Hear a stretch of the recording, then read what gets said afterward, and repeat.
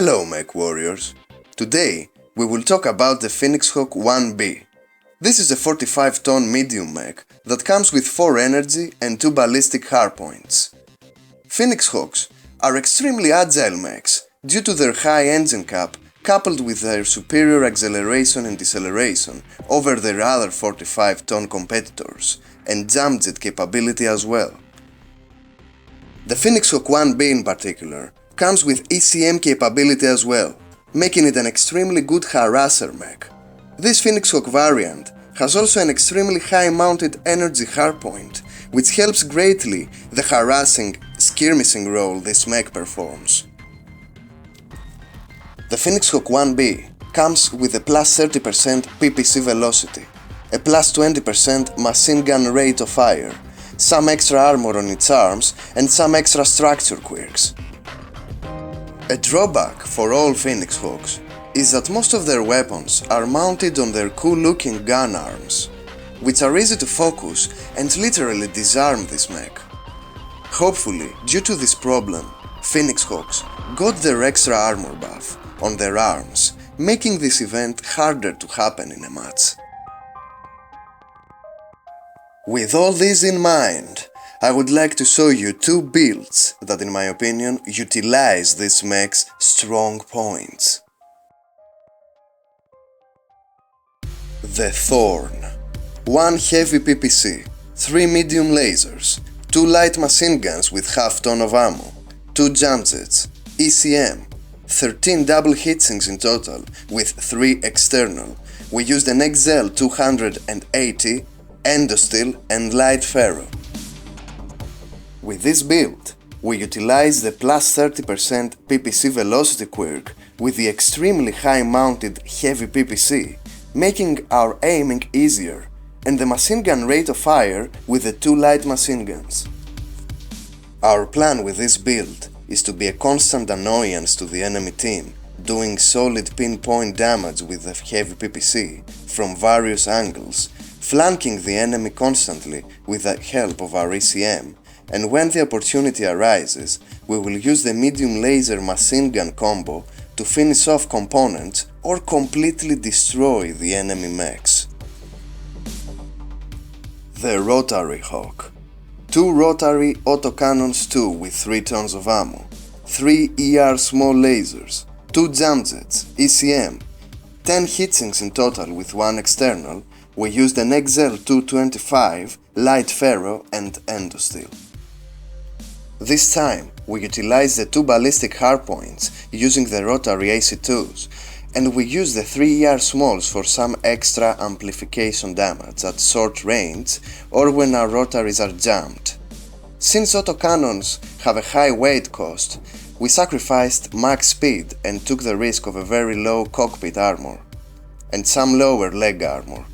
With this build, we will use our ECM and jump jets in order to get to good positions to suit our full duration of our rotaries unnoticed. And the good thing about this build is that ballistic weapons don't give away your position to the enemy so easily, like for example large lasers or even medium lasers. As for the skill tree, for the Thorn build in firepower, we went for max hit generation and 1 magazine capacity. In survival, we went for armor. In mobility, for max speed tweak. In sensors, for enhanced ECM, radar deprivation and seismic, and an extra consumable slot. For the Rotary Hawk build, we removed some heat and cooldown nodes in order to get max magazine capacity and enhanced UAC rack nodes.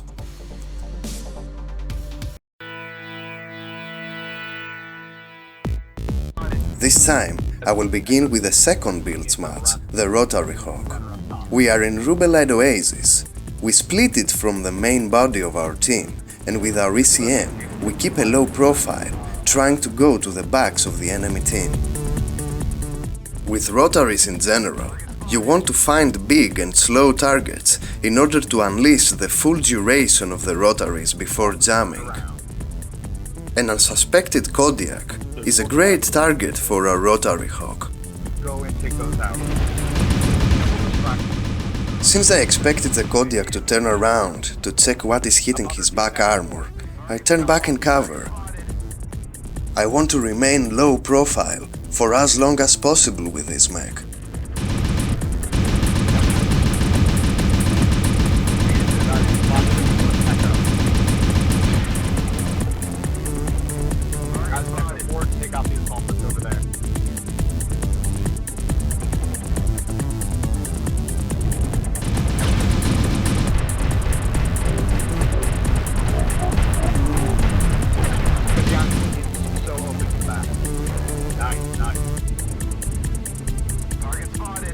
Echo 4, move into whatever's in Delta 4.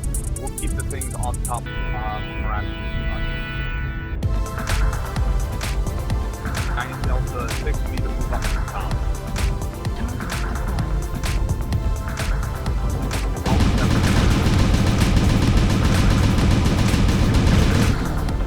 Nice. With this setup, we are not only playing the ECM harasser role, but also the fire support role, since especially rotary 2s are mostly more of a psychological and suppression weapon. We blind our enemies with a constant barrage of ballistic cells and make it hard for them to fight back and help our teammates to finish off the job.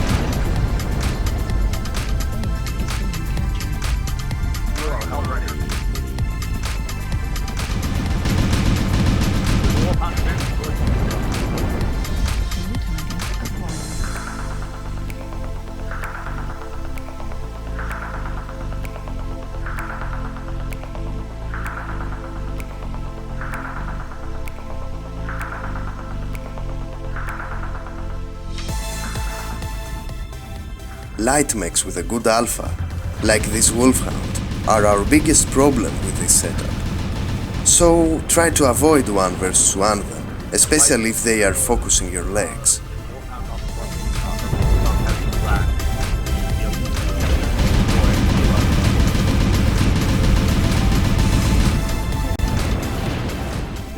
Hopefully, in this match, we have our own Wolfhound friendly that does a great job packing with us.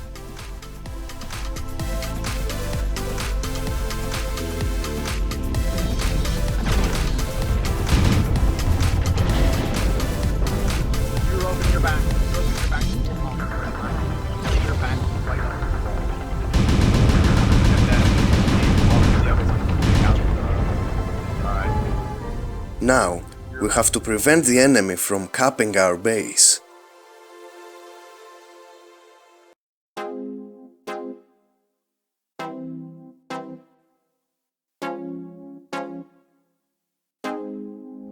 We shoot the enemy from this range, since just one touch to the enemy mechs prevents them or delays at least their capture.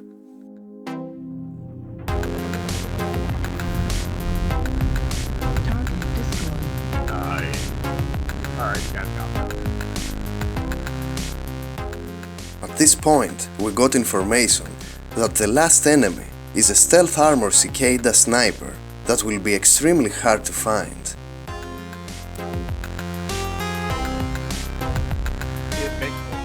Hopefully, I got lucky and found him.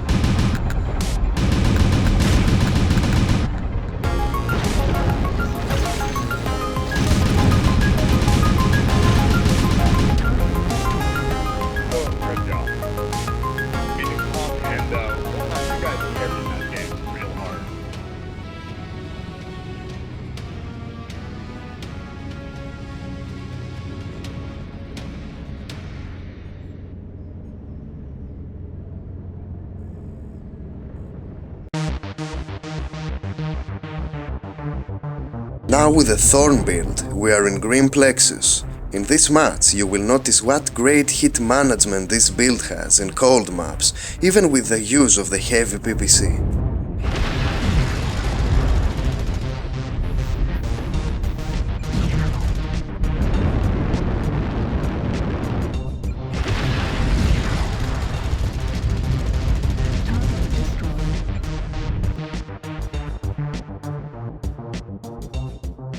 Again, we will try to utilize our ECM in order to keep a low profile while punching holes in the enemy armor and annoy them at the same time with our high-mounted heavy PPC.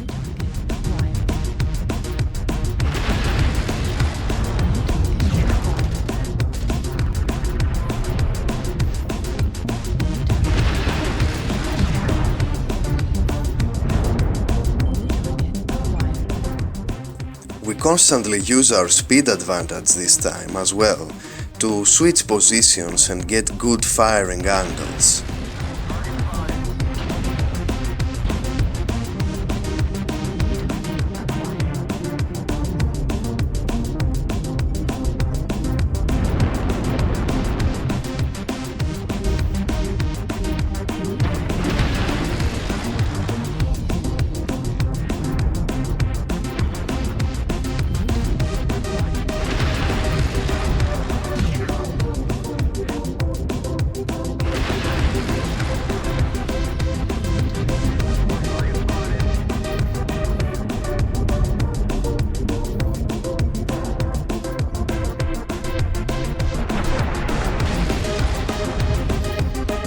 When we notice open components, we try to focus fire them with our light machine guns and medium lasers in order to destroy the equipment or completely destroy the side torso with the help of the critical damage against internal structure of the machine guns.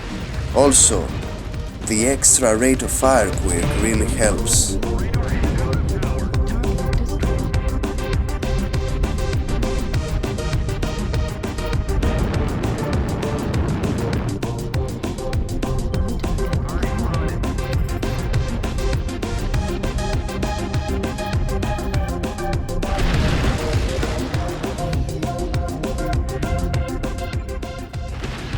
The heavy PPC has a minimum range, so we cannot shoot it at this range, but I noticed that the enemy mech uses ATMs that also have a minimum range, so I decided that it was more worth it to prevent him from shooting them.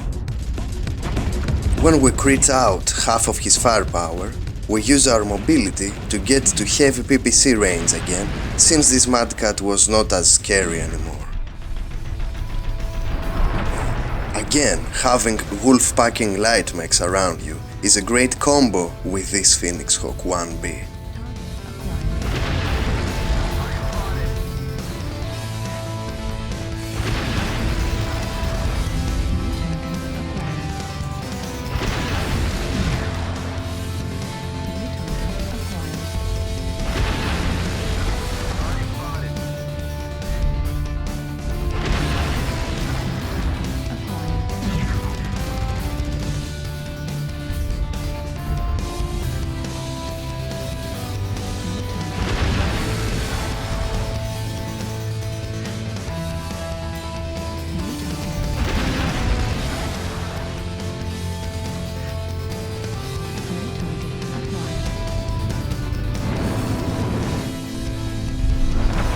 At this point of the match, all enemies are heavily damaged, so we can hunt down them with our medium lasers and machine guns.